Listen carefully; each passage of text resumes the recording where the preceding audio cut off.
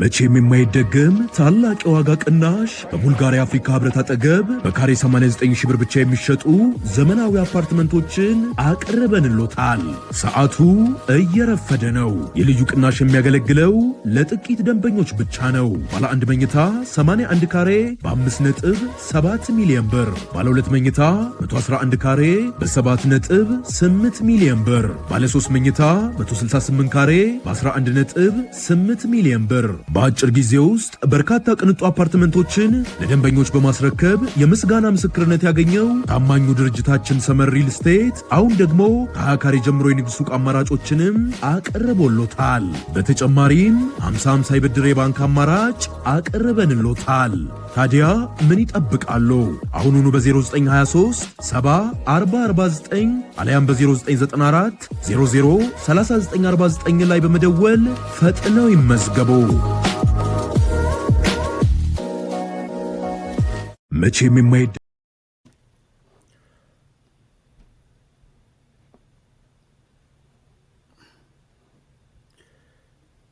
ወልቃይትን በአማራ እጅ ያቆየው ማን ነው? ይሄ እንደ ርዕስ የምንወስደው ይሆናል። ትንሽ የምትዝናኑበት ፕሮግራም ነው ብዬ አስባለሁ። ይሄ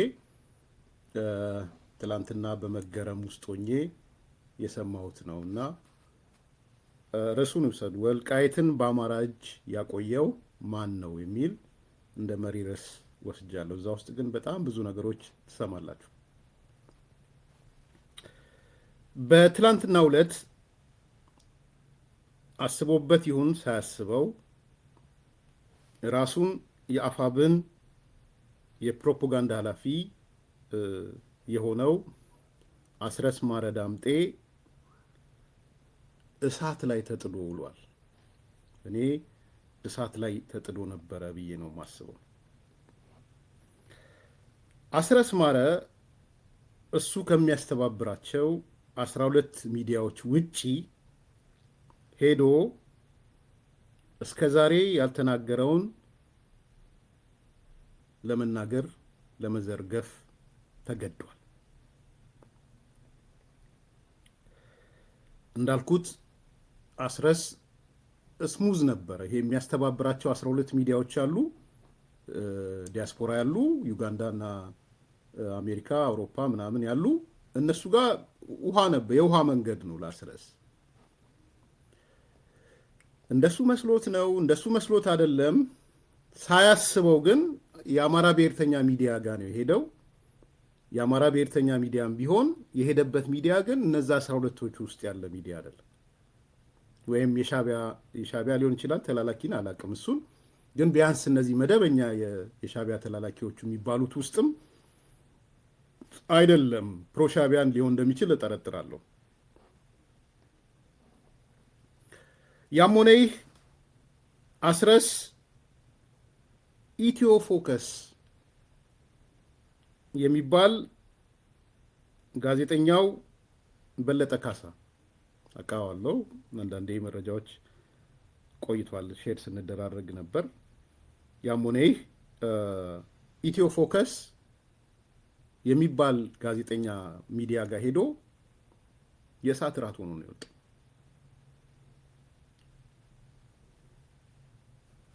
በጣም ብዙ የሚያስገርሙ ነገሮች ትሰማላችሁ። በነገራችን ላይ ቆዩ። በለጠ ካሳ ከዚህ ቀደም እንደምታውቁት ከበላይ ማናዬ ከሚባለው ጋር ነበር የሚሰራው። ከበላይ ማናዬ ጋር በላይ ማናዬ ከስር ከተፈታ በኋላ ተለያይተዋል። የራሳቸው ሚዲያ ሆነዋል። ዝርዝሩ ብዙ አዲስ ኮምፓስ ስለማይጠቅም ተወዋለሁ። ያም ሆነ ግን ጋዜጠኛ በለጠ ካሳ ወይም ኢትዮ ፎከስ እሳት ላይ ጥሎት ነው የዋለው። አስረስም ስጠረጥር የፕሮ ጎንደር ብሔርተኝነት ውስጥ ያለ ይመስለኛል። ጋዜጠኛ በለጠ ካሳ ይመስለኛል የጎንደሮች ጋር አካባቢ ያለው። ያም ሆነ ግን በዛ ውስጥ ያሉ የሚዲያ ሰዎች የሚያራምዱትን ነገር በግራ በቀኝ አጣድፎ መናገር የማይፈልገውን ሁሉ እንዲናገር አድርጎታል። ለምን ተናገረው፣ እንዴት ተናገረው፣ ምን ተናገረው የሚለው በጣም ወሳኝ ነው። እሱን ነው ማቀርብላችሁ ዛሬ። ቢያንስ ግን 6 ነገሮች ልንገራችሁና ወደ ዝርዝር እንገባለን። በዚህ አጋጣሚ በለጠ ላደረግከው ነገር በጣም ጥሩ ነው ያደረግከው። እንደዛ የመሰለውም አልመሰለኝ። ምናልባት ነገ ከነገ ወዲያ ወጥቶ የማስተባበል ስራ ይሰራል አይሰራም አላውቅም። ይዘ ዳሜጅ ኢዝ ደን ኦልሬዲ። በቃ የእሳት ራትነቱ ታይቷል። አስረስ 6 ነጥቦች 6 ነጥቦች ትሰማላችሁ ከቃለ መጠይቁ። አንደኛ፣ ወልቃይትን በአማራ እጅ ያቆየው ማን ነው? እንደ ርዕስ የወሰድኩትም ሆን ብዬ ነው። በአሁኑ ሰዓት ወልቃይትን በአማራ እጅ፣ አንደኛ በአማራ እጅ ነው። ወልቃይት በአማራ እጅ ነው ያለው ብሎ ያምናል አስረስ። በደንብ ያዟት ይችን። በአማራ እጅ አለች ሲባል ግን ማን ያቆያት? በአማራ እጅ እንድትቆይ ያደረጋት ማን ነው ለሚለው ጥያቄ መልስ ይሰጣል። በተለይ የህወሓት ሰዎች ስሙ፣ ይሄን በደንብ ስሙ። አንዳንድ ሰዎች ስሙ፣ ወልቃይት በከሌ እጅ ነው ያለው ለምትሉ ሰዎች አስረስ መጥቶ ወልቃይት በአማራ እጅ ነው ያለው አለና በአማራ እጅ የኖረበትም ምክንያትም ይነግራችኋል ዛሬ።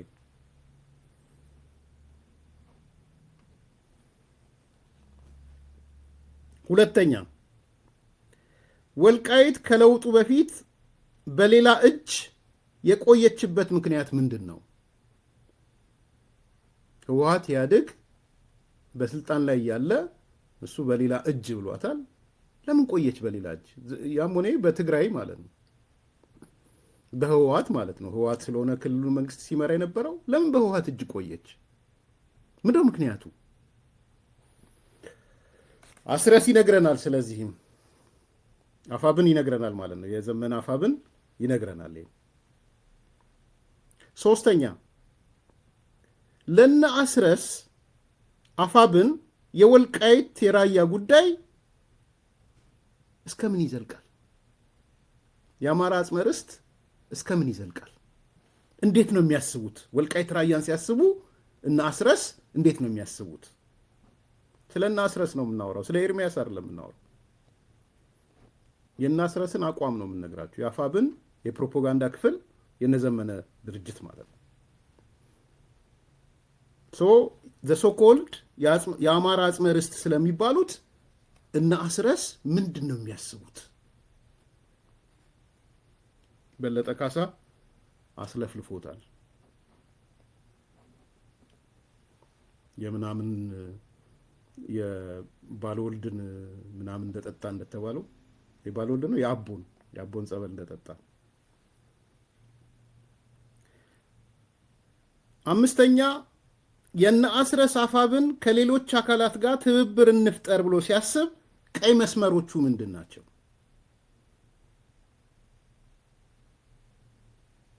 ምንድን ነው ቀይ መስመሩ? ለትብብር ያለው ቀይ መስመር ምንድን ነው? ከህወሓት ጋር ከሸኔም ጋር ከሆነ ነገር ጋር ከሱዳን ጋር ከግብፅ ጋር ወይ ከምናምን ጋር ሲሆን ትብብር የሚባል ነገር ሲመጣ ምንድን ነው ቀይ መስመሮቹ? የእነ አስረስ ቀይ መስመሮች ምንድን ናቸው? ስድስተኛ፣ ኮረምና ራያ ለህወሓት ያስረከበው ማን ነው? አፋብን በመረከቡ ምን ተሰማው? እንደነ ኮረም እንደነ ራያ ያሉ ህወሓት ወስዷቸዋል ነው የሚለው፣ እከሌ ሰጥቷቸዋል ይለናል።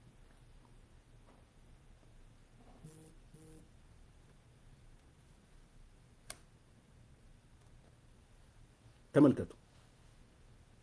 እነዚህ ነጥቦች ትሰማላችሁ ማለት ነው። ጥሩ ነው አይደል? ጥሩ ዲስከሽን ነጥቦች ናቸው። አይ ቲንክ ላለመደጋገም ወደ እያንዳንዱ እንሂድ። አንደኛ፣ ትብብርን በተመለከተ እስቲ የእነ አስረስን ቀይ መስመር እንስማ። ስለ ትብብር እና አስረስ ምንድን ነው የሚያስቡት? አፋብን ከማንም አካል ጋር ሲደራደሩ እንዴት ነው የሚያስቡት? መጀመሪያ እሱን እንስማ። ወደ ቀጣዩ ጥያቄ ነው የሚሄደው። ይሄኛው ጥያቄ በጣም ሰዎች የሚነጋገሩበት አነጋጋሪ የሆነ ጉዳይ ነው። ቀጠናዊ ትብብሮችን የአገር ውስጥ ኃይሎች ትብብርን የተመለከተ ጉዳይ ነው። በዚህ ጉዳይ ላይ እንግዲህ ስለ ትብብር ይነሳል። ትብብር ያው የትግል ተፈጥሯዊ ባህሪ ስለሆነ ሁሉም ሰው የሚደግፈው ነው። በትብብሮች ውስጥ ግን የሚነሱ ጉዳዮች አሉ። በዚህ ላይ እንግዲህ ቀጠናዊ ትብብሮችንና የአገር ውስጥ ትብብሮችን በተመለከተ ያላችሁ አቋም ምንድን ነው በሚለው ጀምር። መልካም እንግዲህ እነዚህ ነገሮች በተደጋጋሚ ግልጽ አድርገናቸዋል። የአማራን ትግል አጀንዳዎችና ጥያቄዎች ኮምፕሮማይዝ በማያደርግ መንገድ በዋናነት በኢትዮጵያ አንድነትና ሕልውና ላይ ከሚያምኑ እና ብልጽግናን ለመታገል ከቆረጡ ኃይሎች ጋር ቁርጠኛ ከሆኑ ኃይሎች ጋር መተባበር እንዳለብን የድርጅታችን አቋም ነው። እንግዲህ አብይ አህመድም እና አገዛዙም ከሌሎች የውጭም የውስጥም ኃይሎች ጋር በመተባበር ነው ህዝባችን ላይ ጥቃት እያደረሰ ያለው። እኛም በዛው ረገድ ከሱ በተቃራኒ ከተሰለፉ ኃይሎች ጋር ተባብረን አገዛዙን ማስወገድ አለብን የሚለው የድርጅቱ አቋም ነው። ብዙ ምክንያቶችን መደርደር ማንሳት ይቻላል። ደጋግመን የገለጽነው ጉዳይ ስለሆነ ማለት ነው። ጥሩ። እስኪ በዚህ ጉዳይ እንግዲህ ህወሓትም በሰሞኑን በአመራሮቹ በኩል የህዝብ ንቅናቄ መድረኮች ፈጥሮ በትግራይ የተለያዩ አካባቢዎች ከዚህ ጋር የተያያዙ ጉዳዮችን ያነሳል። በተደጋጋሚ የፋኖን ስምም አንስተዋል የህወሓት ከፍተኛ አመራሮች። በዚህ ላይ እያነሷቸው ያሏቸው ጉዳዮች አሉ። ፋኖ ጋር በትብብር እየሰሩ እንደሆነ እነሱ በህዝብ ንቅናቄ መድረክ በግልጽ ተናግረዋል። በዚህ ጉዳይ ላይ የእናንተ ማብራሪያ ምንድን ነው የሚሆነው? ስፔሲፊክ ከአንድ ድርጅት ጋር ብቻ ሳይሆን የትኛውም ጸረ አገዛዝ ተጋድሎ ከሚያደርግ ድርጅት ጋር እንተባበራለን የሚለው የድርጅታችን አቋም ነው። እንግዲህ ኤክስክሉድ ያደረግነው ከዚህ ኃይል ጋር በዚህ ምክንያት ትብብር አናደርግም ብለን ኤክስክሉድ ያደረግነው ኃይል የለም። ኤክስክሉድ የምናደርግበት ምክንያቶችና ሁኔታዎች ወደ ማዕቀፉ ስንገባ ነው የሚወሰኑትና የሚታወቁት። ለዛ ደግሞ የተዘጋጀ የትብብር ማዕቀፍ ወይም የፖሊሲ ሰነድ አለን። በዛ ሰነድ መሰረት ነው የትብብር ሁኔታዎች የሚታዩት። አጠቃላይ ፕሪንሲፕሎቹን አስቀምጠናል። በነዛ ፕሪንሲፕሎች መሰረት ከየትኛውም ኃይል ጋር እንተባበራለን በሚል የተቀመጠ ነው። በትብብር ላይ እንግዲህ ሰጥቶ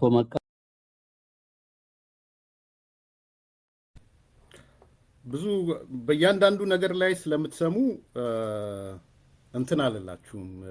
ሚዩት ሳላረገው ነው ኢኮ የነበረው። ሚዩት አረገዋለሁ። አስታውሱኝ ከረሳሁትም። እስክንስተካከል ሚዲያችንን ይቅርታ እንግዲህ እንጠይቃለሁ። በለጠ ጥሩ ነው ያደረገው። በዚህ አጋጣሚ ቅንዱም እንዳልኳችሁ ያው የጎንደር ብሔርተኛ ይመስለኛል በለጠ ከፈለገ ይጻፍልኝ አይደለውም ብሎ የአማራ ብሔርተኝነት በጎንደር አስፏል ውስጥ ማለት ነው። ስለዚህ ኦዲየንሱም ሌላ ነው የበለጠ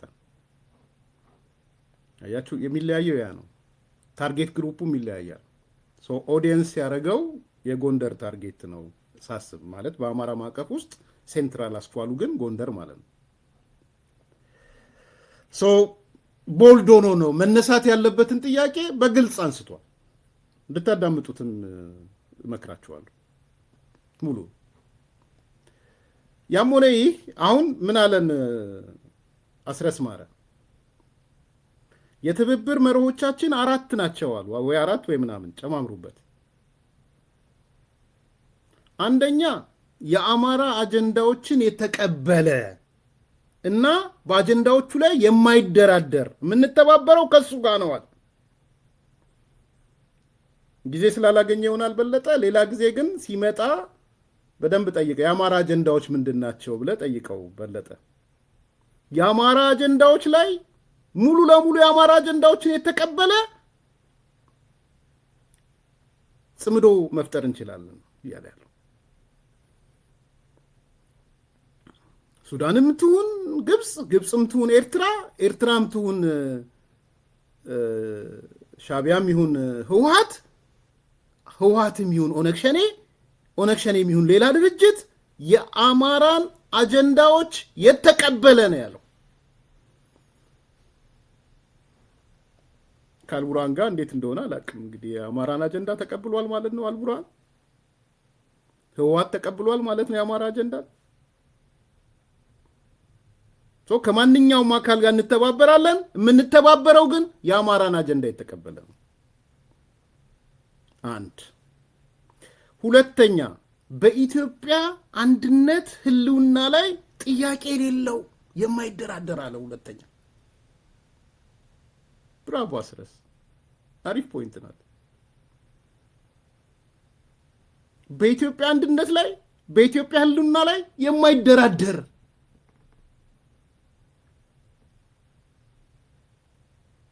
እንደኛስ ምን አለን ታዲያ? ትልቁ ጥያቄ ያለ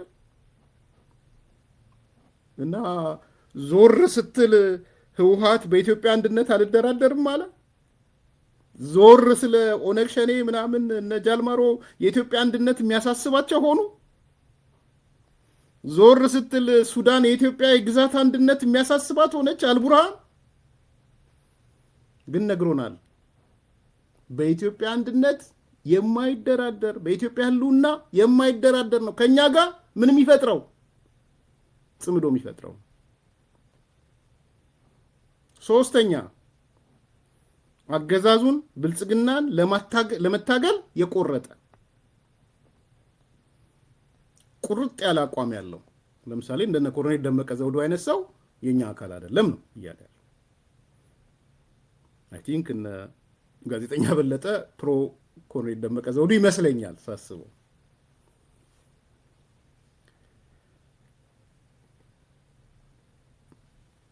ግን የፈራው ነገር አለ። አስረስ በለጠ ይጠይቀዋል። እንዴ የህወሓት አመራሮች እኮ አባሎቻቸውን ደጋፊዎቻቸውን ሰብስበው ከፋኖ ጋር አብረን እየሰራን ነው እያሉ ነው፣ አብራችሁ እየሰራችሁ ነው ሲለው ከማንም ጋር ይላል እሱ። በድፍረት ከህወሓት ጋር አብረን እየሰራን ነው አላለም ማስረስ። በነገራችን ላይ በደንብ ያዙልኝ። ከህወሓት ጋር አብረን እየሰራን ነው። ልክ ህወሓት ብሎ ስፔሲፊክ ሲጠይቀው ህወሓቶች እኮ ደብረጽዮንን ጨምሮ በሰበሰባቸው አባሎቹና ደጋፊዎቹ ከፋኖ ጋር እየሰራን ነው ብሏል። አስረስ ግን እቺ መቀበል አልፈለገም። ለምን ይመስላችኋል? እንመጣለን፣ በዝርዝር እያየናቸው እንመጣለን። ኦኬ፣ ወደሚቀጥለው ወደ ሁለተኛው ደግሞ እንሂድ። የሰዓት ራት የሆነበት ፖይንት ይሄ አሁን የምትሰሙት ነው። እኔ አላቋርጣችሁም። አመሰግናለሁ ጋዜጠኛ በለጠን። ምንም ሳላቋርጣችሁ እንድትሰሙ ትፈልጋለሁ። የሚያስቅ ነው። ሞንጆሪኖን ሰምተሃታል ሲባል አልሰማኋትም። የህወሓት ወታደሮች አዛዦችን ሰምተሃል ወይ? አልሰማውም። 24 ሰዓት ሚዲያ ላይ የሚውል ሰውዬ 24 ሰዓት አጀንዳ የሚሆን ነገር አልሰማኋትም ሲለ እንግዲህ አስቡት። የሰዓት ራት ማለት ይሄ ነው። ባይዘው አልሰማውም። እኔ ሞንጆሪኖን አልሰማኋትም። እኔ ምግቤን አልሰማውም። እነ ድንኩልን አልሰማውም። አይኔን ግንባር ያርገው። ከዛስ ወልቃይት ለአማራ ምኑ ነው? እንዴት በአማራ እጅ ቆየ? በደንብ ያዙልኝ ይህን ጥያቄ። በተለይ ወልቃይት ከጦርነቱ በኋላ እንዴት በአማራ እጅ ቆየ? በአማራ እጅ፣ በብልጽግና እጅ አይደለም፣ በአማራ እጅ ነው። በደንብ እቺን ነገር እየለያችሁልኝ። በአማራ እጅ ነው ቆየ ያለው። እንዴት ቆየ? እንዴት ሊቆይ ቻለ? ህወሓት ያድግ በነበረ ሰዓትስ ከአማራ እጅ እንዴት ተናጠበ? አማራ እንዴት አጣው ወልቃይት ራያን? ምክንያቱ ምንድን ነው?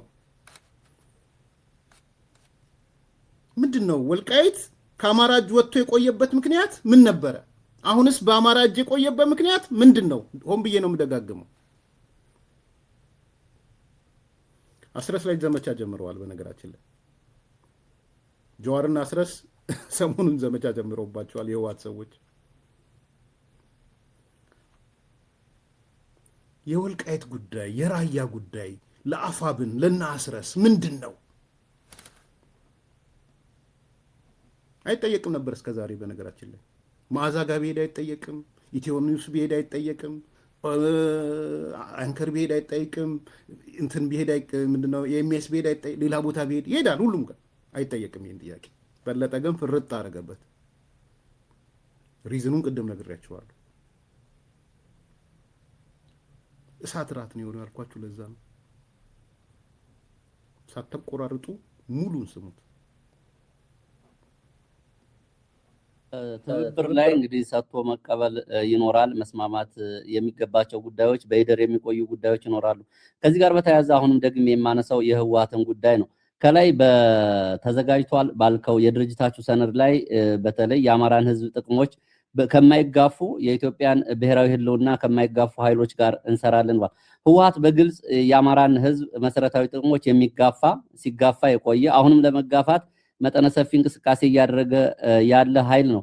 ከዚህ ኃይል ጋር በግልጽ ሌሎቹን እንግዲህ በሌላ ማዕቀፍ እና ሌሎቹን ኃይሎች እናቆያቸውና ከዚህ ኃይል ጋር የሚኖራችሁ ጉዳይ ብዙ ያስኬዳል ወይ? ህዝቡንም ለጥርጣሬ እንዲሁም ደግሞ አሁን በግልጽ በሚታዩ አካባቢዎች የመሬት የማንነት ጥያቄ ባለባቸው አካባቢዎች የህወሓት አመራሮች ትላንትና ሞንጆሪኖ ወይም ደግሞ ፈትለወርቅ ያቀረቡትን ንግግር ጨምሮ ሁሉም ወታደራዊ አዛዦቹም እነ ጀነራል ኃይለ ሥላሴ የሚያቀርቡት ሌሎችም የሚናገሩት ጉዳይ አለ። በማንነት ጥያቄዎች ጋር በተያያዘ መሬት ለማስመለስ 40% መሬታችን ተወስዶብናል። በግልጽ አንዳንዶቹ እንደ ጀነራል ኃይለ ሥላሴ የመሳሰሉት ደግሞ ጀነራሎች ጽምዶ ወይም ደግሞ የኛ ህብረት ከሌሎቹ ኃይሎች ጋር ወልቃይትንና ሁመራን ሌሎች አካባቢዎችን ለማስመለስ ነው ብለው በግልጽ ይናገራሉ።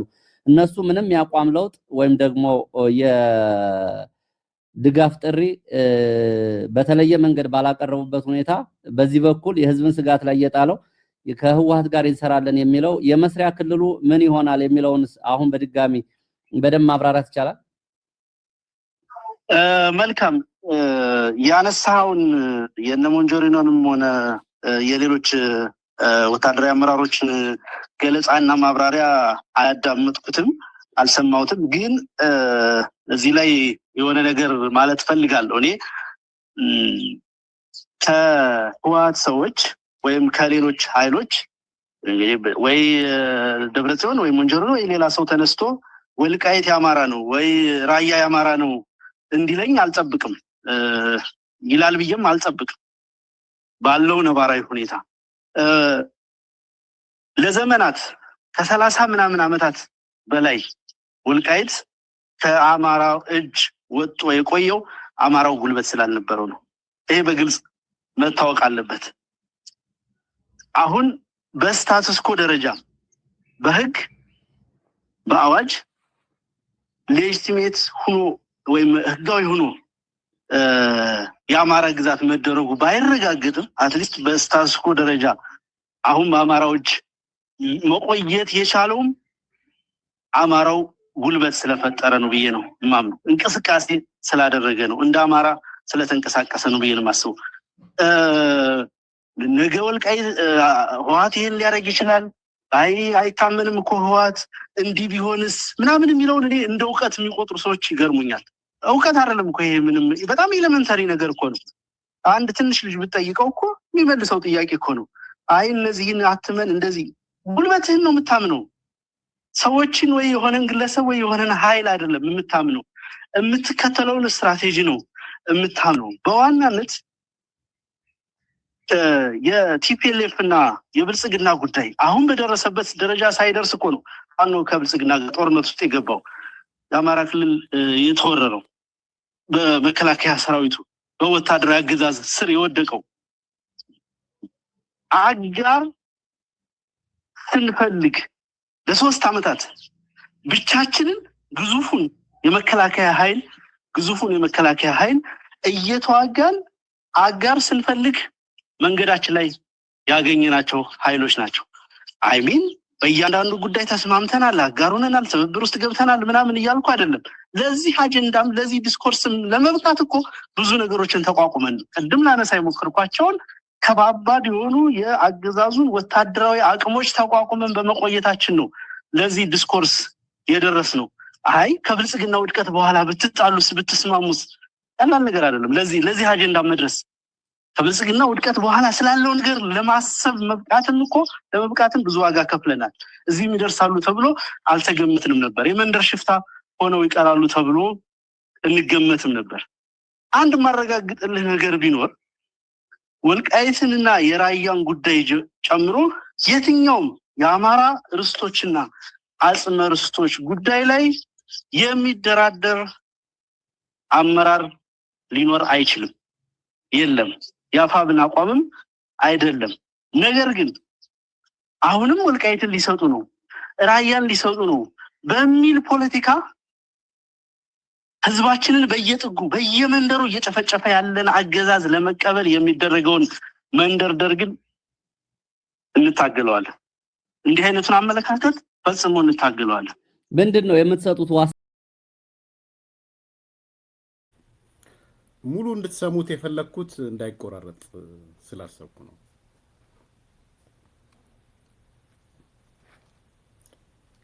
አንደኛ ሞንጆሪኖንም ወይም ፈትለወርቅንም ሆነ ወታደራዊ አመራሮችን አልሰማውም ማለት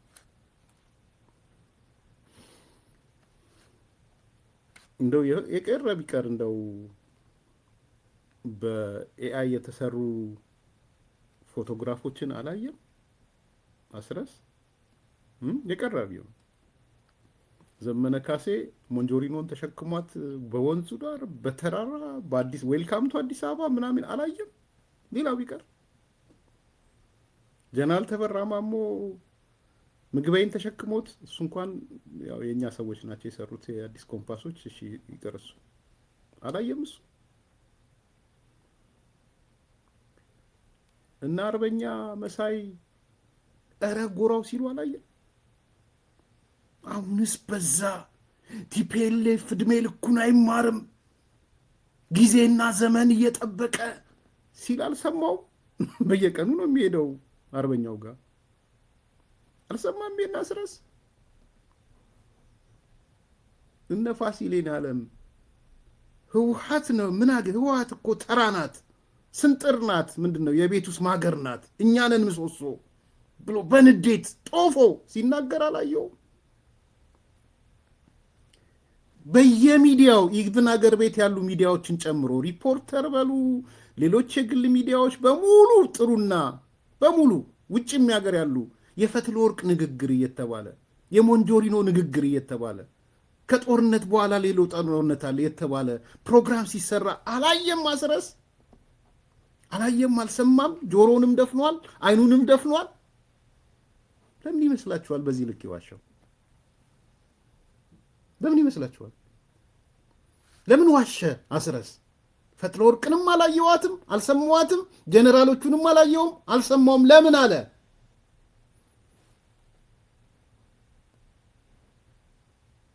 ትንሿን ነገር አይደል እንደ በየቀኑ የሚሰማት ሪያክት የሚያደርገው? አያችሁ? ራሳችሁ መልሱት። ለምንድን ነው እንደው መቼም አንድ 30 ፕሮግራም አልተሰራም። እንደው በአቬሬጅ 30 እያንዳንዱ ሚዲያ 3 ቢሰራ እና 15 ሚዲያዎች ቢኖር 2 ቢሰራ 30 አልተሰራም በፈትለወርቅ ላይ።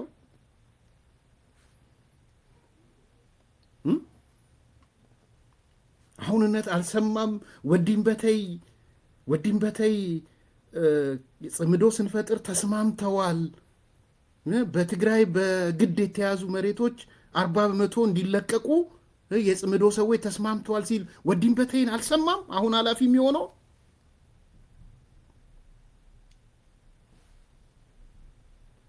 እሳት ራት ሆኗል ያልኳችሁ ለዚህ ነው። በለጠ የጋለ ብረት ላይ ነው የጣደው፣ የጋለ ድስት ላይ ነው የጣደው በለጠ።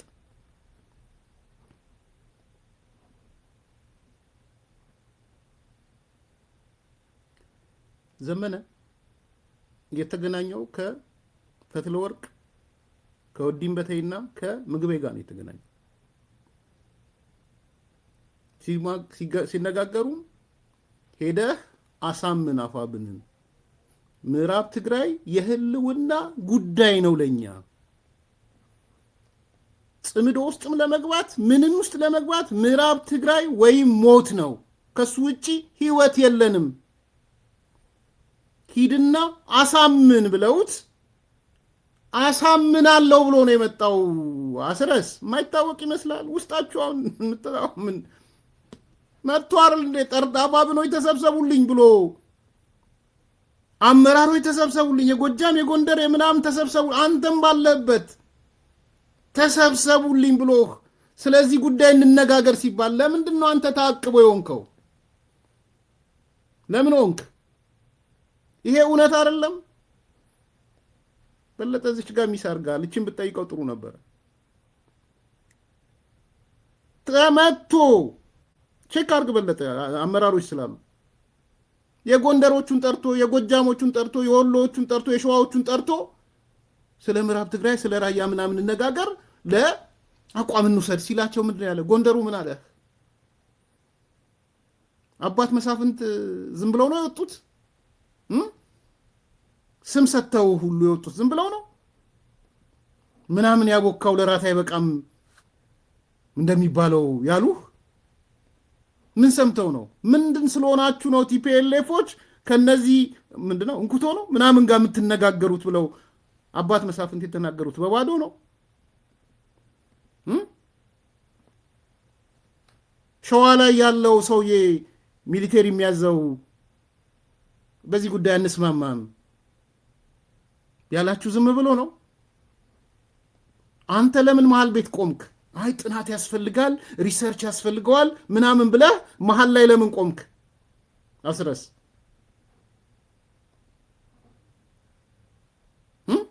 ኩታራ ቴንኪው ኩታራ ያሉ እሳቸው ከምን ተነስተው ነው? ከጎንደሮቹ ነግረዋቸው አይደል?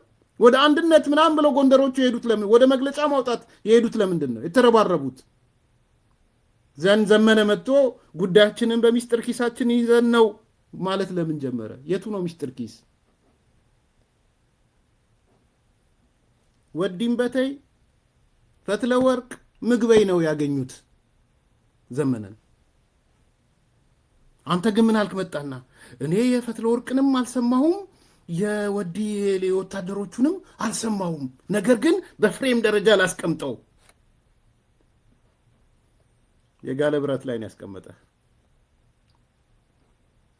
ከዛ ምን አልክ? ጥሩ ነጥቦች ባይዘዌ ጥሩ ነጥቦች ስል ምስማማባቸው እያልኩ አይደለም፣ ግልጥልጥ ተብሎ እንዲታይ ስለምፈልግ ነው። ምን አልክ? 2-3 ነጥቦች። አንደኛ በደንብ አዳምጡ። የአፋብን እምነትና የናስረስ እምነት ማለት ነው። እምነት 1 ወልቃይት በህወሓት ኢህአዴግ ዘመን በህወሓት እጅ የቆየው ህወሓት ስለሆነ ድርጅት መሪው በህወሓት እጅ የቆየው አማራው ጉልበት ስላልነበረው። ባይዘዌ የንግግሮች ሁሉ ኮር ይሄ ነው።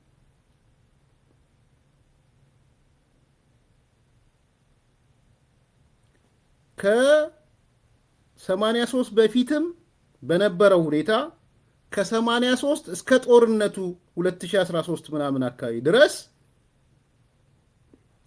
ለ30 ምናምን ዓመታት ወልቃይት ከአማራ እጅ ተመንጭቃ የወጣችው አማራው ጉልበት ስላልነበረው ነው።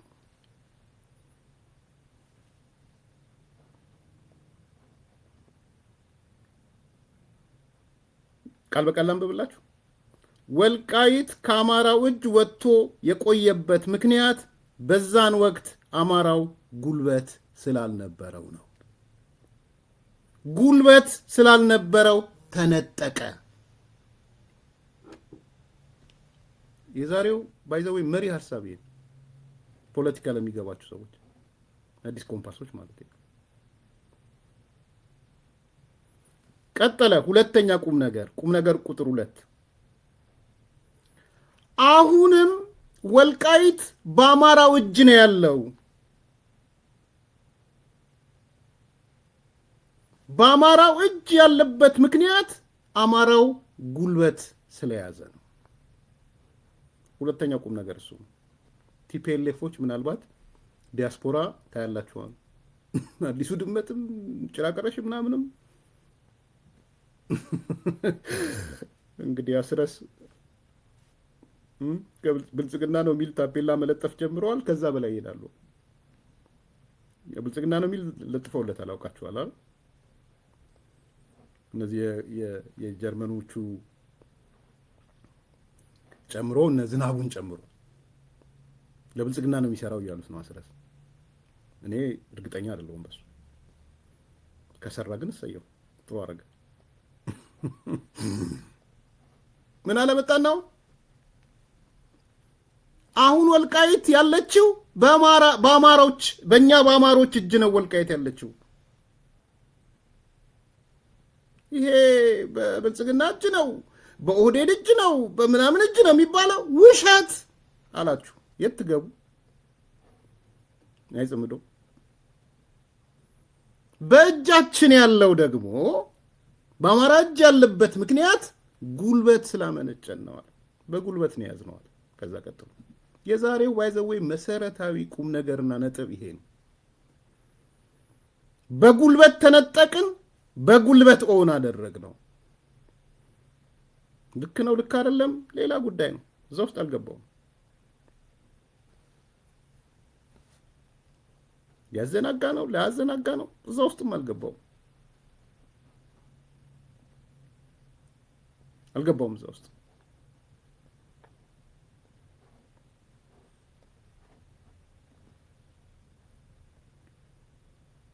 ትልቁ ቁም ነገር ዛሬም ወልቃይት ያለው በአማሮች እጅ ነው የሚለው ብልጽግና።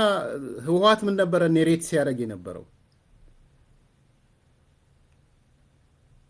ኧረ ወልቃይትማ የአማራ እጅ እኮ አይደለም ያለው፣ ወልቃይትማ ያለው በብልጽግና እጅ ነው። ከዛም አለፉና ምን አሉ? ብልጽግና ወልቃይት እኮ ያለው በኦህዴድ እጅ ነው። ከዛም አለፉና ብልጽግና ያለው እኮ በጠቅላይ ሚኒስትሩ እጅ ነው። ከዛም አልፎ ሄደው ብልጽግና ያለው ከሆነ ሀገር እየጠሩ ማለት ነው፣ ውጭ ሀገር እየጠሩ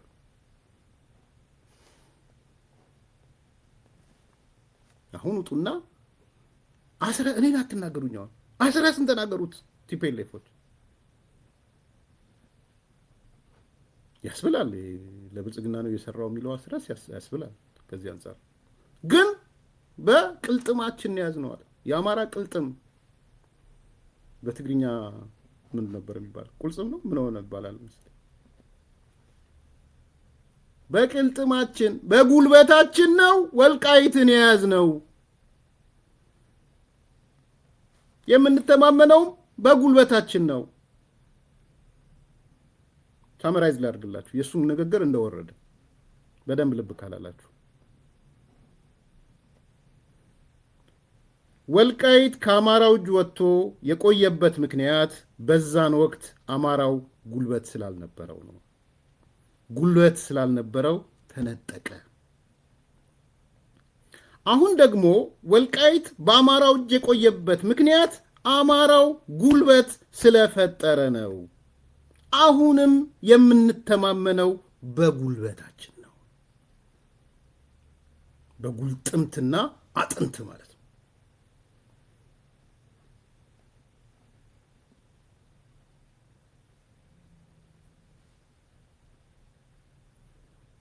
ቀጠለ። ከዚሁ ሳንወጣ የዛሬው ኮር ፖይንቶች እነዚህ ናቸው።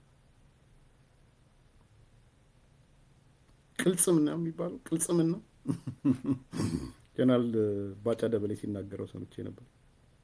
አዎ አሰብን የወሰዳችሁት በቅልጽምና ነው ምናምን ሲል ሰምቼ ነው። ቀጠለ አስረስ።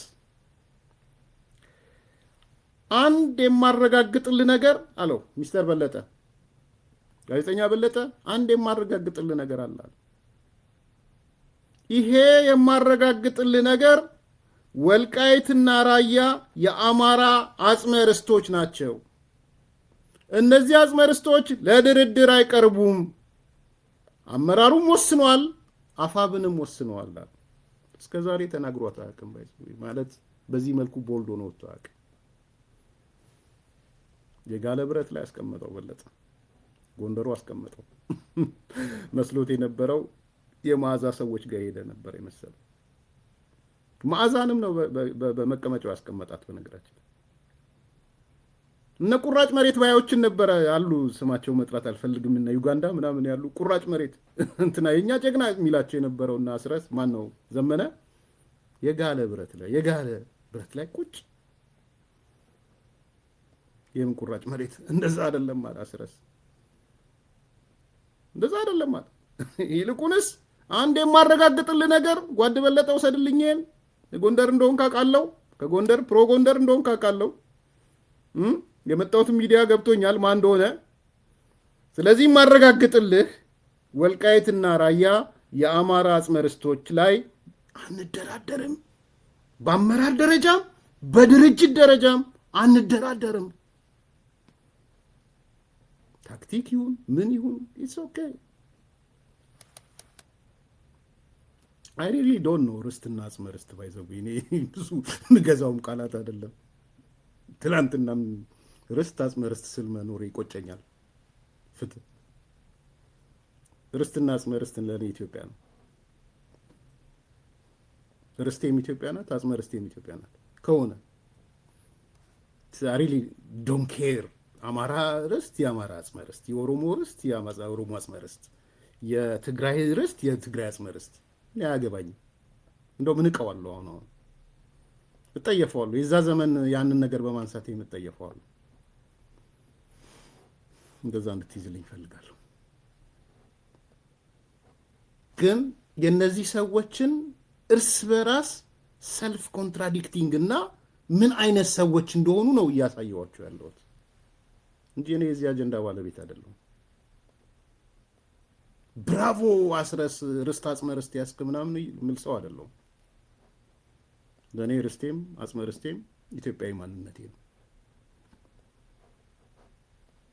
ግን እነዚህ ሰዎች ጽምዶ ሲሉ በዛ ውስጥ ግን ካብ ለካብ በዚህ በደረት እንደሚሳበው እንስሳ እንደሚተያዩ ግን እንድታዩ ስለፈለኩኝ እና ኮርነር ሲያዙ እንደዚህ የጋለ ብረት ላይ ሲቀርቡ ምን እንደሚናገሩ ለማሳየት ፈልጌ ነው።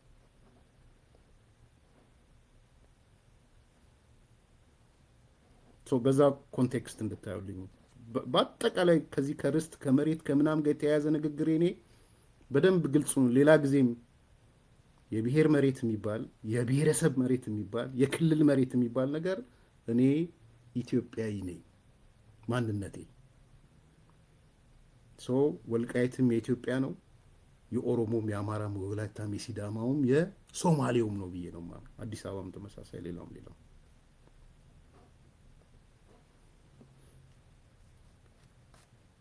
ይሄን ነው ያለ ያለው አስረስ ባዘወይ በለጠ የምሬን ነው የምላችሁ። ደጋገምኩት አትበሉኝ እንጂ በጣም ይሄ ዘይት ተደርጎ የሚንጨረጨር የጋለ ብረት አለ። የጋለ ብረት ላይ ነው በመቀመጫው ነው ያስቀመጠው። እስቲ ይሄን አቋም በጽሁፍ ደረጃ ገልጸው የአፋብን ነው አይደል? በጽሁፍ ደረጃ ገልጸው ይምጡ እስቲ። አሁን እናስረስ እነዘመነ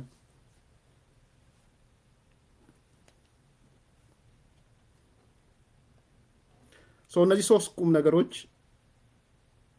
ለዛሬ እኔ እንደ ምሰሶ ነው የምወስዳቸው። ነምበር 1 ወልቃይት በዘመነ ህወሓት ኢህአዴግ እና በጦርነቱም ጊዜ የህወሓት ኢህአዴግ ጦርነት የአሁኑ ሳይሆን የበፊቱ በጫካው ጦርነት በግድ ተወሰደብን። ጉልበት ስላልነበረው አማራ ተወሰደበት ነው ያለው። ሁለተኛ አሁን ደግሞ ጦርነቱ ከተካሄደ በኋላ የሰሜኑ የትግራይ ጦርነት በጉልበታችን አስመለስን ነው ያለው። ሶስተኛ አሁንም ቢሆን ያ መሬት ያለው በአማራ እጅ ነው ያለው።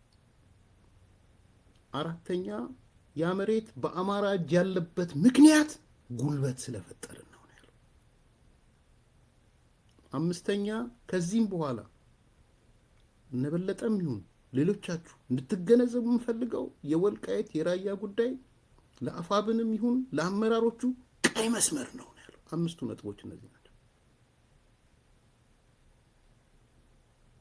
ሶ ለምናደርገው ጽምዶም ይሁን ምናምን ቀይ መስመራችን እነዚህ ናቸው። እንመነው አንመነው ሌላ ጉዳይ ነው። ይታመናል ወይ አይታመንም እሱን ተወለድ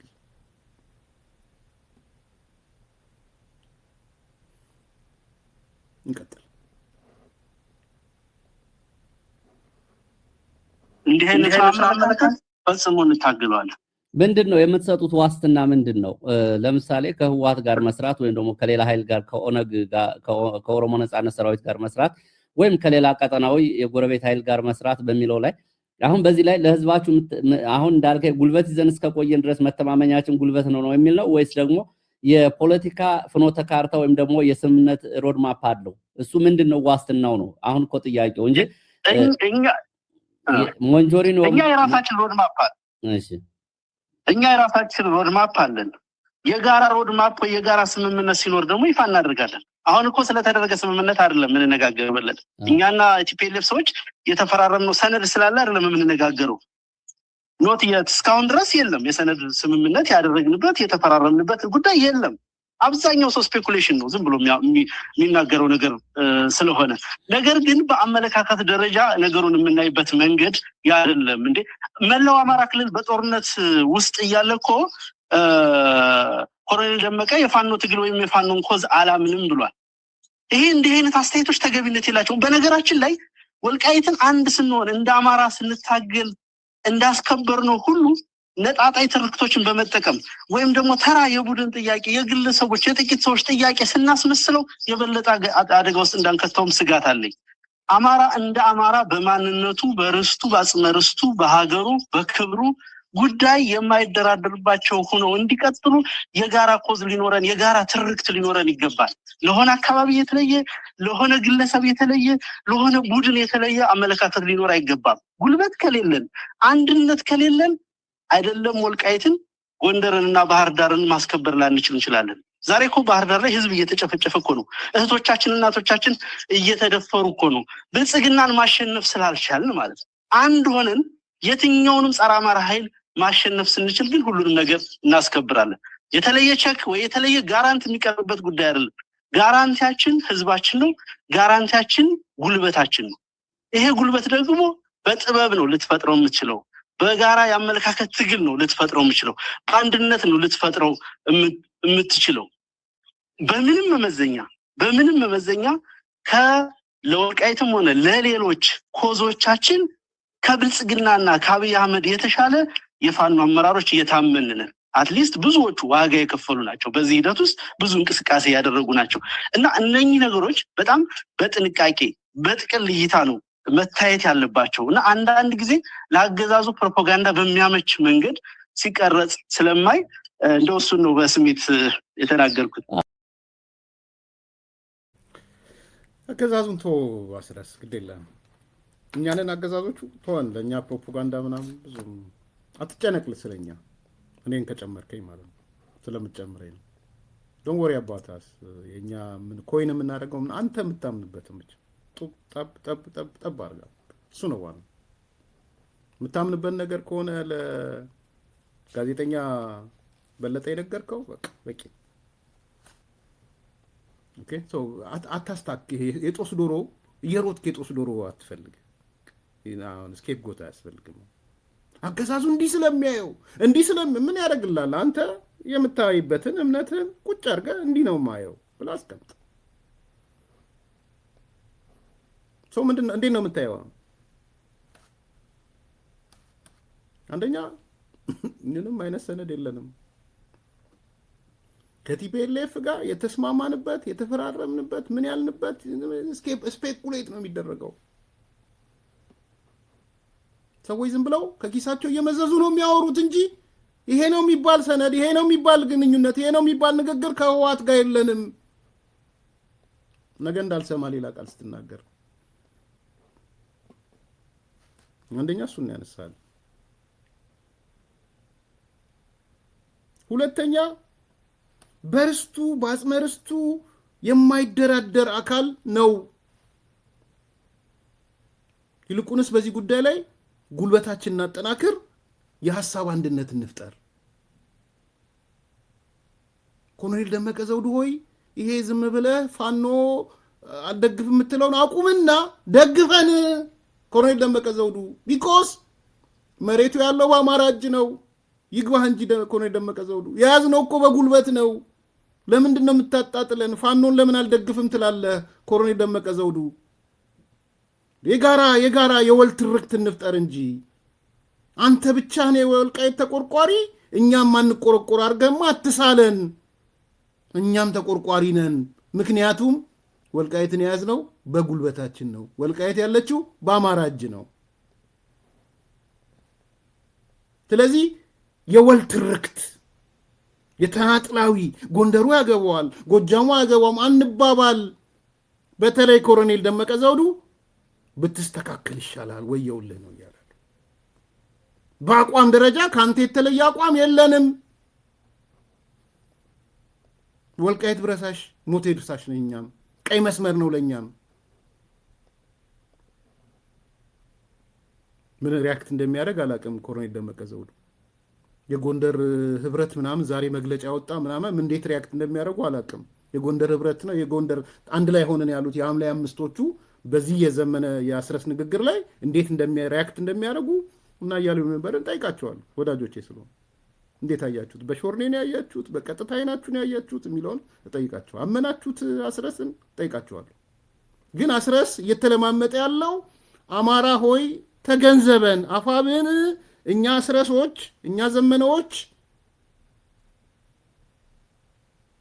ሶኮልድ ወልቃይት ራያ የሚባል ቀይ መስመራችን ነው። አሁንም በእኛ እጅ ያለው በኋላ ትሰማላችሁ። ራያ እንዴት ሄደ የሚለውን ትሰማላችሁ። እሱ የመጨረሻ ማጠቃለያ ያደርግላችኋል። አሁን ስለ ወልቃይት ስለሆነ አጀንዳው፣ በወልቃይት ጉዳይ ልንለያይ አይገባም። ተው በለው ነው በለጠ። ተው በለው እንትናን ኮሎኔል ደመቀ ዘውዱ ቅርብ ናችሁ ብዬ ስለማስብ ተው በለው። ይኸው መጥተዋል ወደ እናንተ ብሏቸው። ከዛ ግን አንድ ነገር ሳያስበው ሾለክ ካለበት አስረስ ምን ሾለክ ካለበት ብልጽግናን ማሸነፍ አልቻልንም ማለት ነው። ሰምታችሁታል? 95% የአማራን ክልል ተቆጣጥረናል፣ ሰራዊቱ ተበትኗል፣ ብልጽግና አማራ ክልል የለም ሲሉን እኮ ነው የከረሙት። አሜሪካን ሀገር ሲልቨር ስፕሪንግ የሚኖረው ገዱ አንዳርጋቸው ተደብቆ እየገባ ተደብቆ እየወጣ ያለው ገዱ አንዳርጋቸው፣ ሰው ሳይ የሚደበቅ ሰላም ሲሉት እንዳላየ ዞር የሚል ገዱ አንዳርጋቸው፣ እባካችሁ ተውኝ እኔ ህይወቴን ልኑርበት ያለው ሰው የገዱ አንዳርጋቸው አማራ ክልል ብልጽግና የለም ሰራዊቱ ተሸንፎ ወጥቷል ምናምን ብሎ ዛሬ አስረስ ከዚህ በፊት 95% የሚሆነውን የአማራ ክልል ተቆጣጥረናል ያለ አካል ዛሬ ደግሞ መጣና ልክ የጋለ ብረት ላይ ሲቀመጥ የእሳት ራት ሲሆን ብልጽግና አሸንፎናል። ብልጽግናን ማሸነፍ አልቻልንም ማለት ብልጽግናን ማሸነፍ ስላልቻልን አለ። በቃ በዘራቸው አይድረስ፣ እውነት በዘራቸው አይድረስ። ከዛ ደግሞ ለምንድን ነው እንትን ያጣ ነው? ወልቃይትን እንኳን በእኛ ጉልበት በእኛ አቅም በአማሮች ጉልበት አቆይተናታል። ራያን ግን ሉዝ አረግን። ለምንድን ነው ራያን ሉዝ ያደረግ ነው ለሚለው መልስ ይሰጣል። እሱ ማጠቃለያ ነው። ላይክ አርጉ፣ ሰብስክራይብ አርጉ፣ ሼር አርጉ። በደንብ ብዙ ሰዎች እየወቀሷችሁ ነው እና አትሊስት ከ1500 በላይ ሆናችሁ 1000ም አልሞላችሁ ላይክ ለማድረግ ተው እንጂ እንዴ ለፍተን እኮ ነው የምንመጣው። የግድ መናገር አለብን እንዴ? 1000 ሙሉት ባስቸኳይ አሁን። ምክንያቱም ያው ባረጋችሁ ቁጥር ላይክ ባረጋችሁት ቁጥር ሼር ባረጋችሁት ቁጥር በርካታ ሰው እንዲመለከተው ማለት ነው። ስለዚህ የአስረስ ማጠቃለያ ለምንድን ነው ወልቃይት በአማራ እጅ ስለሆነ ቆየ፣ ራያ ግን በማን እጅ ስለሆነ ተላልፎ ተሰጠ የሚለውን ቁጭቱን ትሰማላችሁ። አሁን የቁጭቱ ማጠቃለያ ያደርገዋል። ስሙት። በደንብ መከራከር ብዙ ሰው በዚህ ጉዳይ ላይ ከእለት ወደ ዕለት ጥርጣሬው የሚጨምረው አስተያየቶችን የሚያነሳው የፋኖ ትግል ላይ ትችቶችን የሚያደርሰውም በዚህ መንገድ በደንብ ገለጻም ተደርጎ ስለማያውቅ ጉዳዮቹ ደግሞ እናንተ እዚህ ሌላ ገለጻ ታደርጋላችሁ። ሞንጆሪኖ ከብልጽግና በኋላ የአሸናፊዎች አሸናፊ እንደገና ሌላ ደርቢ ጦርነት አለን እያሉ መግለጫ ይሰጣሉ። ይሄ ከህወሓት የዘመናት የፖለቲካ ባህሪ አንፃር ሌሎችም ኃይሎች ካላቸው የፖለቲካ ሻጥር አንፃር የፋኖ ውስጣዊ የፖለቲካና ወታደራዊ አቅም ከነዚህ ለብዙ ዘመናት በምስራቅ አፍሪካም በኢትዮጵያ ፖለቲካ ውስጥም ጥርሳቸውን ከነቀሉ ኃይሎች ጋር የሚኖሩ ትብብሮች አሁንም የመሃል ዳቦውን ያስበሉታል የሚሉ ጥያቄዎች ናቸው እኮ እና ብዙዎች ስጋቶችም ከዛ የተነሱ ናቸው። ደግሞ ብዙ ሰው ህወሓትን ያውቀዋል፣ ሌሎችንም ኃይሎችም ብዙ ሰው ያውቃቸዋል። ይሄ ነው መነሻው ጉዳይ። በለጠ ደግሞ እንደው አንዳንዴ ታበዛዋለህ። መልሶልሃል እኮ በለጠ። ሞንጆሪኖ የአሸናፊዎች አሸናፊ የደርቢ ጨዋታ አለ ከጦርነት ብልጽግናን ከቀበርን በኋላ ሌላ ጦርነት አለ ያለችውን አልሰማሁትም እኮ አለ በሌ። እንዴት ነው አንዳንዴ የውስጥን ብቻ ሳይሆን የሱንም ስማለት አልሰማውም ማለት እኮ ፈትለወርቅን ሞንጆሪኖን ኢቭን ወታደራዊ አዛዦቹን አልሰማውም፣ ጊዜ አላገኘም ለመስማት። እናስብለት በለጠ። ግን መልሱን እንስማው።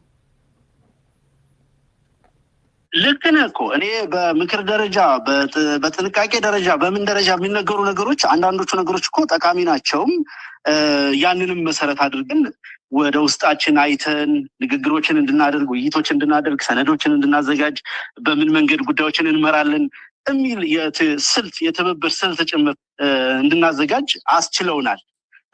ነገር ግን መስታረም ያለበትና መስተካከል ያለበት ሰጪና ነሺ ተደርጎ አዚፍ ብአዴን ወይ አማራ ብልጽግና የወልቃይት ጉዳይ ጠባቂ ተደርጎ ፋኖ ያንን ሰረንደር ያደረገ ኃይል ተደርጎ የሚሳልበት ነገር ግን ፍጹም የትግሉን ሂደትና የሚከፈለውን መስዋዕትነት የማይመጥን ስለሆነ ነው እሱ ላይ አጽንኦት መስጠት የፈለኩት እንጂ በየትኛውም ትብብር ማዕቀፍ ውስጥ እኮ ይነሳል እንዲህ አይነት ነገር። ማሳያዎችን ያነሳሉ። ሳይንሱንም ብናነሳ ይቅርታ ማሳያዎችን ሰዎች ያነሳሉ። ምን መሰለ አሁን ህወሓት በእንግዲህ ብልጽግናም ሆነ ሰራዊቱን ሲያስወጣ መዋቅሩን አፍርሶ ሲወጣ ኮረምና ራያ አካባቢ በየቀኑ እየሆነ ያለውን ነገር ሰዎች በማሳ ብዙ ሰዎች ተፈናቅለዋል፣ ብዙ ሰዎች ታስረዋል። ሀገረ ስብከቱ ሳይቀር ጥምቀት በዓል አልተከበረም። መዋቅር ፈርሷል። የኦርቶዶክስ ቤተክርስቲያን ወደ መንበረ ሰላማ ተብሎ በዚህ ጉዳይ ላይ ፋኖ የአጋርነት ወይም ደግሞ በዚህ ላይ እንኳን ቁጣቸውን ወይም ደግሞ ተው ማለት እንኳን አላሳዩም። ስለዚህ ነገም ያኛው ቢሆን ቀሪውን ይሄን የኮሪደርና በጣም በጂኦፖለቲካው ላይ ትልቅ ሚና ያለውንም ቀጠና መልሶ ቢይዝ ህወሓት በህዝብ ላይ በሚያደርሰው ጉዳይ ላይ በራያ ላይ ያላየናቸውን ያላሳዩንን ታማኝነት በዚህ ላይ ሲያሳዩናል ወይ የሚሉ ጉዳዮችም አብረው በተደጋጋሚ ይመጣሉ። በሌ የረሳት ነገር ከ70,000 ሰው በላይ ነው የተፈናቀለው። የቤተክርስቲያኖቹ ምናምኖቹ ብቻ ሳይሆን በቢቢሲ የተዘገበ በዶቼ ቬሌ የተዘገበ እናስረስ አላየውም፣ አልሰማውም፣ አልናገርም ያሉት በትንሹ 70,000 ሰዎች ነው የተፈናቀሉት። በትንሹ እንዳያሳንሰው ስለፈለኩ ነው። እቺ እንዴት ረሳት በለጠ? 70,000 ነው የተፈናቀለው። ዝም ግን አሁን መጣና ሰጪና ነሽ አታድርጉን። አሁን የጨነቀው አስረስ እንደ እንትን ተቆጠሩ። ጠበቃ የአማራ ብልጽግና ምናምን ጠበቃ ሆኖ እነሱ ደግሞ ሰጪዎች ሆኖ ተቆጠሩ። ጠቅላላ በዜሮ ተባዙ። ለዚህ ነው ብልጽግና አፋብንን ያፈረሰው ህወሓት ነው የምንላችሁ። ለዚህ ነው በነገራችን ላይ ዋነኛ አፍራሹ ህወሓት ነው ያፈረሰው። እና በሌ ባትረሳት ያችን ጥሩ ነበረ። ያልከው አካባቢ እኮ ለህወሓት ያስረከበው ብልጽግና ፋኖ አልነበረም ቦታ ያስረከበው ያን አይደለም። ራያ ላይ ደቡብ ወሎ አርሴማ ገዳም ላይ ድሮን የደበደበው ብልጽግና ነው። የእንትናችን ኮንትሮል ማድረግ ደረጃችን ራሱ በጉዳዮች ላይ የመወሰናችን እስከምን ድረስ ነው። ተወደደም ተጠላም ደሴም ወልዲያም ባህር ዳርም ጎንደርም የሰፈረው ብልጽግና ነው። እንደ መንግስት አክት እያደረገ በእያንዳንዱ ጉዳይ መወሰን የሚችለው እየወሰነ ያለው ብልጽግና ነው። አንዳንዶቹ ነገሮች ቴክኒካሊ መሬት ላይ በሚደረግ ስራ እና ኮሚኒኬሽን የተስተካከሉ ሊኖሩ ይችላሉ። አሁን ባነሳው ጉዳይ እውነት ለመናገር ዝርዝር መረጃዎች ያልከውን አካባቢ እኮ ለህወሓት ያስረከበው ብልጽግና ነው። በፋኖ እጅ አልነበረም። ይሄ ቦታ ያስረከበው ያ ነው አይደለም።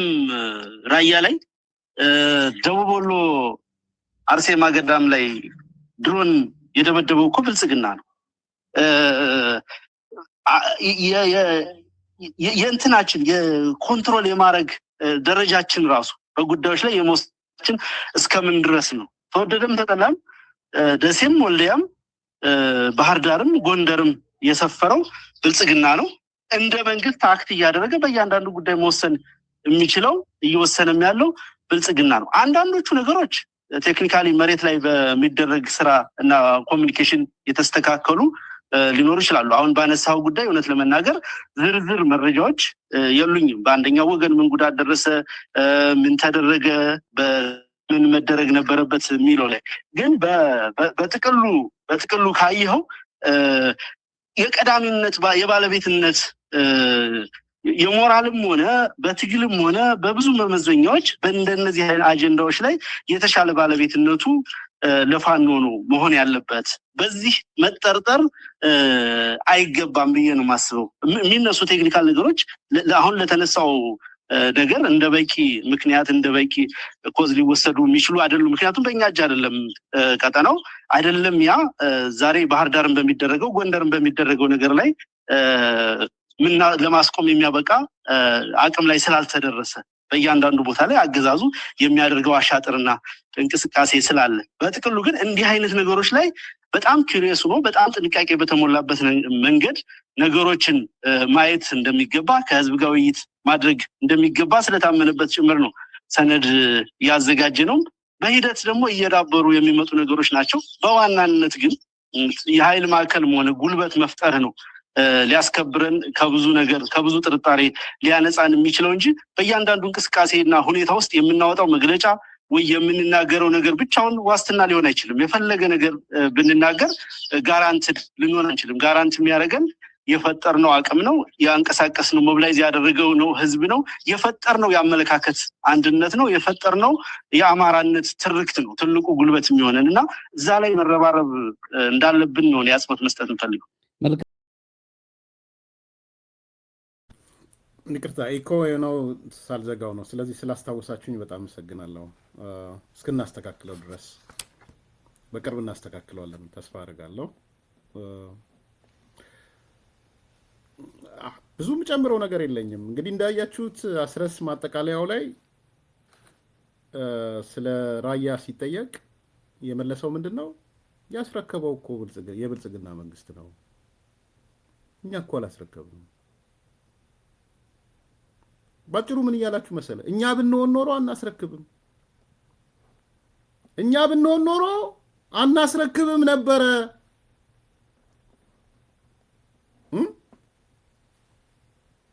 እና አሁን ያላችሁት ነገር የማስረከቡን ስራ የሰራው የብልጽግና መንግስት ነው።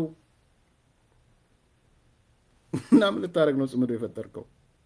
ለምንድን ነው እነ ፈትለወርቅ እነ ህወሓቶች አይ እኛ ፋኖ አልፈቀደም ስለዚህ አንረከብም ለምን አላሉ? ጽምዶ የጽምዶ ጌታ ብልጽግና ሆን ብሎ ነው ለኛ የሰጠን፣ ሆን ብሎ ሰጥቶን ሊያጣላን ነው ከናስረስ። ስለዚህ አንረከብም፣ አንፈልግም። 70 ሺህ የአማራ ተወላጆች ወይም የአማራ ክልል ነዋሪዎችን አናፈናቅልም ለምን አላሉ?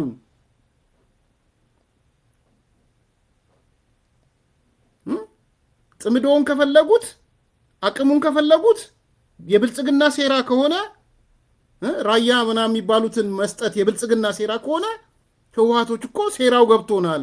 ያኔ ኤርትራ ጋር ሊዋጋ ምናምን አለን እምቢ አልነው፣ ከፋኖ ጋር ሊዋጋ አለን እምቢ አልነው። ብልጽግናን ጎልቶ የተነሳው ሰው አይደለ? ጠይቋቸው እኮ ያኔ እንደዚህ መጥተው የሆነ መናፈሻ ነው መዝናኛ የሆነ ቦታ ደግሞ አፍሪካ ሀገር ሲሸል ሲሆን የሆነ ጅቡቲ ፋኖን ኑጋው ሻቢያን ኑጋ ሲባል እኛም ቢያልን አሉ ብላችሁ አይደል ስትሰሩ የከረማችሁት? ህዋትን ስትሸጡት የነበራችሁት እንደዛ አልነበረ? ለጽምዷችን መሰረቱ እኮ ፋኖን አንወጋም ስላለ ነው። ለጽምዷችን መሰረት ብልጽግናን አልፈልግም ስላለው ነው። ተፈራማሙ የናርል ሲለን የነበረው እንውጋ ሲሏቸው ፋኖን እምቢ ስላለ ነው የተጣሉት። ታዲያ ምን ነው ቲፒኤልኤፍ እንካውሰደው ራያ ምናምን ተብሎ ከተሰጠው ብልጽግና ከሰጠው ለምን አይ ለፋኖች ስል አልወስድም ሆን ብላችሁ ልታጣሉን ነው ለምን አላለም? ይሄ አንዱ ነው። ሁለተኛ እናንተ ብትሆኑ ኖሮ አትሰጡም ነበር። ቀጥሎ ደግሞ በሰኮልድ ራያ ምናምን የሚባለው በእናንተ ጉልበትና በእናንተ አቅም ውስጥ ቢሆን ኖሮ አንገታችሁ ቢቆረጥ አትሰጡም ነበር። ተሰጥቶ አልተሰጠም ሌላ ጉዳይ ነው። አይጽምዱ እንደ መንግስት እየወሰነ ያለው ብልጽግና ነው። አዎ እኮ እሱን ነው ያልናችሁ። እንደ መንግስት ተቀበሉት። እየወሰነ ያለው ብልጽግና ነው። አልቆለታል የለም የምትሉት ትክክል አይደለም። እንደ መንግስት እየወሰነ ነው። ልክ ችግር ሲሆን መንግስት ነው ትሉታላችሁ። ችግር ሲመጣ ቢኮዝ ስኬፕ የጦስ ዶሮ ስለምትፈልጉ የሆነ ነገር ሲሆን ተሸንፏል፣ አልቆለታል፣ መስከረም እንገባለን፣ በአዲሱ ዓመት እንዲነን ምናምን ትላላችሁ። ኤኒዌይስ ሳጠቃልለው በለጠ ጥሩ ስራን የሰራው is a good job። በብዙ ፖለቲካ እምነት አንስማማም አውቃለሁ።